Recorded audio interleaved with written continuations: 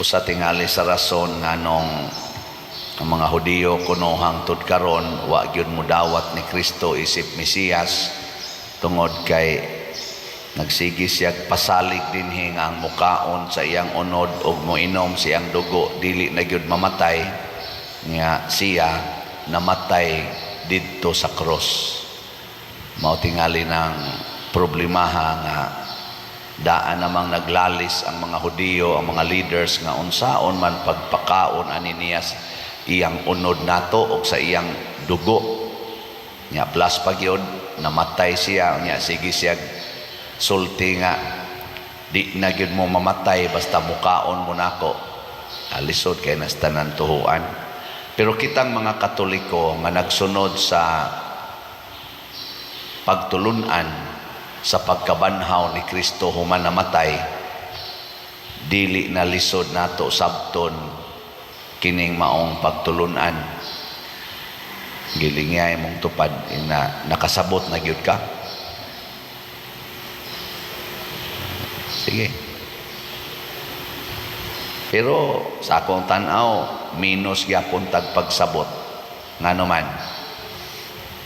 Kusog kay ta mukaon og mga pagkaon nga kani bang mga hinimo sa tao, samaan ng mga sudan, rice, kaning mais, utan, isda. Kusog kita mukaon ana.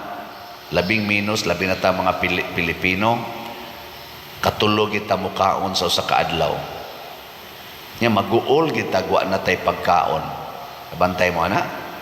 Guol gyud, guol kita. Pero pila man kabuk nato ang maguol nga dili makasimba kada adlaw. Tasa kamot. Tinoon mo, maguol mo. Mayo din. Noy, perting jutaya. Kamusad, o naasad mo yung mga bisita, labi na ang inyong bisita, importante kayo, maingon ka, ugma na lang ko simba. Ano? Ano yan? Ipipila din nga, musimba yun. Pero, dali kayo na ito i-compromise labi na ng mga madumingguhay ra mo simba. So mosugot ra gyud og dili makakaon og Ginoo sa usa ka semana kausa. Pero kaon, ang pagkaon di mosugot og di kakaon sa usa ka adlaw kausa, labing minus. Ingnon gyud nato puasa og abstinensya di mangge mutuman. Tungod kay nagtuo ta nga kining atong gikaon dinhi dili makabuhi. Ang makabuhi kadtog yung pagkaon nga linoto. Mao nay atong kuan paghuna-huna. Mao na do na gihapon tay kakuwangan. Labaw na gyud sa dihang gitudlo na ni Kristo. Ingon siya diri, ang mukaon sa akong unod ug moinom sa akong dugo magpuyo dinhi kanako ug ako magpuyo diha kaniya. Sige, kitang kasigi kaon sa dugo ni Kristo ug sa iyang kani ba kaning Eucharistia, kitang kasigig simba. Nagpuyo gyud mo diha sa Ginoo. Ha? Di na mo maningil anang utang. Di na mo masuko sa mga taong nakasala ninyo, bisag tamparuson inyong naong, di na mo masuko. Kaya mo man ay kinabuhi ni Kristo. Din amo manglibak, dili na mamakak, dili na mahadlok mamatay. Kana, mauna na siya ang tinuod nga nikaon sa unod o sa dugo ni Kristo. Magpuyo na tadiha sa Ginoo, siya sad magpuyo nato. Maunay nahitabo sa mga tinunan, gipamatay sila, okay lang. Gipangluto sila, wala sila'y balay, dagan sila maayo, okay lang.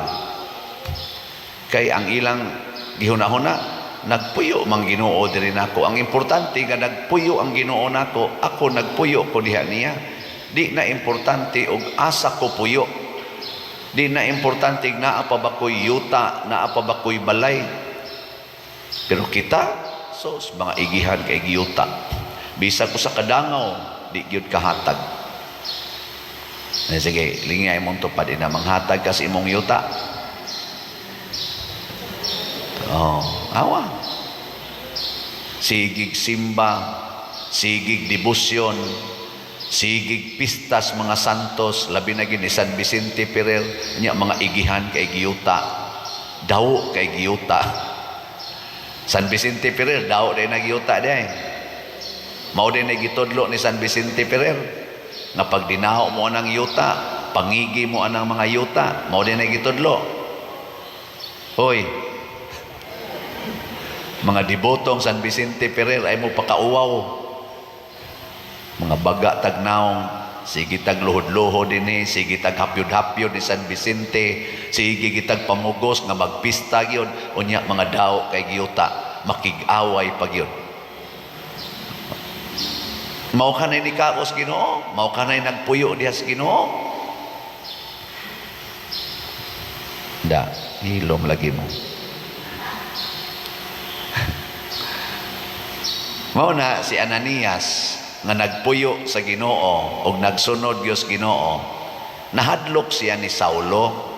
Pero si Saulo gi sugda na og hatag sa Ginoo og timailhan sa iyang pagpili niya. Motong naigo siya sa kahayag, nabuta siya, nagbasol na si Saulo sa iyang pagkaisog kaayo nga paglutos sa mga nagsunod sa Ginoo. Ang leader sa nagsunod sa Ginoo dito sa Damasco mao ni si Ananias. Nya si Saulo padung sa Damasco. Nya mao to natumba si Asdan. Nya pag-abot niya sa Damasco, di na siya kakita. Ang Ginoo ni ingon ni Ananias, adto si Saulo. Pandungi siya sa imong kamot aron maayo siya. Niingon Dios Ananias, Lord, kadungog biya ko anang Saulo. Siya biya na ang pintas kaayong naglutos namo. Og niya na siya dinhi haron tiwason gid miniyag bilanggo og patay. Imo na noong kung paadtuon. Gay ka mo be, imong kontra kapatyonon kay nimo nya ingnon kas Ginoo adto Masaban mo adto ka? Ha? Imong bana tuas iyang kabit nya ingnon kas Ginoo adto alagari didto kay nagmasakiton ang kabit ra ba kana ganing sigig duty magabi nya way mo bantay didto paralyzed ra ba imong bana adto atiman na kay may nang mag-duty ang iyang kabit naa sa kang nag-atiman sa imong bana. Ang saman mo adto ka dili. Oy, patigbabaw ang atong kalagot ngigagod. Pag-ingon nga si Saulo di nakakita, mirisi. Muana kita. May untag mamatay na lang na Lord, ay na lang nag-ayuha kay makakita na dakpon kog diretso ana. Pero si Ananias kay nagpuyo naman sa Ginoo ug ang kasing-kasing ug ang kinabuhi ni Kristo nagpuyo naman sa biya niya, resulta sa iyang pagsigig kaon sa Ginoo sa ilang paghimo ni ining Eucharistia. Ni adto siya ni Saulo og iyang gipandungan sa kamot og niingon siya igsuong Saulo. Dili na kaaway nga Saulo, igsuon na Saulo. Ayuhon ka ni Kristo. Giayo dayon. Pagkakita na ni Saulo, wa na, gakuyog na sila. Nahimo na si Saulo nga magsasangyaw nga si Kristo mao ang tinuod nga Mesiyas. Mao nay resulta nato kung magsige tagkaon sa Ginoo og tinuod kitang nikaon, magsangyaw na ta sa kaluwasan dili sa pagpinatyanay. Si Saulo nga may kaimpatyon nahimong igsuo ni Ananias nga iya untang patyonon. Wa na sila mudayon og pinatyanay, nagkahiusa na. Mo na kining pagkaon day nato sa Ginoo dinhi sa Eucharistia, dili ni kaon-kaon lang nga muratag ni kaon anang atong pamahaw paniudtog panihapon nga mura lagwa Kini di ang pagkaon nato ubanan gyud pagtuo aron mahimo sa tang tigpakaon ngadtos uban. Ato silang pakanon sa atong kinabuhi nga nagsubay na diha ni Kristo. Sige, lingay mong tupad. Ina okay ra nimo adto ko kaon sa inyo ron. Nana. Ingna ko no. Na, wag yun mulingi. Ingna adto ko kaon sa inyo. Ingon sa na imong gilingi, wara ba mi kalungag? Ay okay ra oy. Ana. Ang akong kanon dito mao man ang atong paghigalaay, mao man ang atong pagtinabangay. Ana. Mao bitaw nga kining kuan, kining gasigig palit na tong mga slots.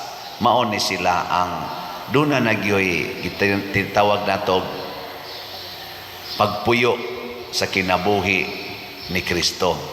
Kay nipakaon man sila nato, mipaambit naman sa ilang grasya. Labi na gining gasigig balik-balik og palit og slot. Kana bang di gyud matagbaw ba?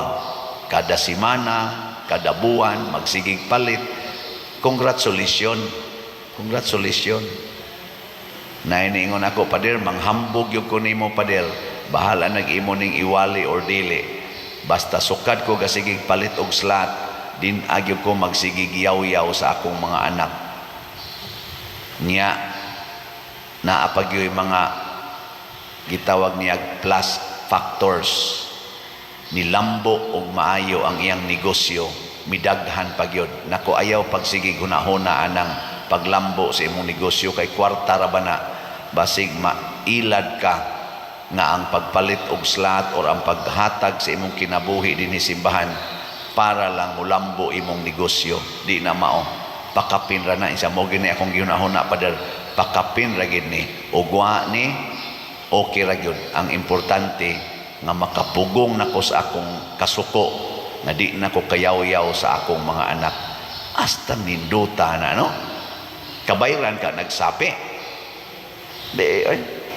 Ang imong gikaon panahon sa misa mulihok siyag maayo kay ngano man imo mang gitagaag trabaho ang imong kinabuhi. Trabaho nga Dios nun kaning pagpaambit. O dili lang sa dinhi anhi ka mamalit og slot. Adto ka modunit kinsa dihay ipakita sa Ginoo nimo nga angay tabangan.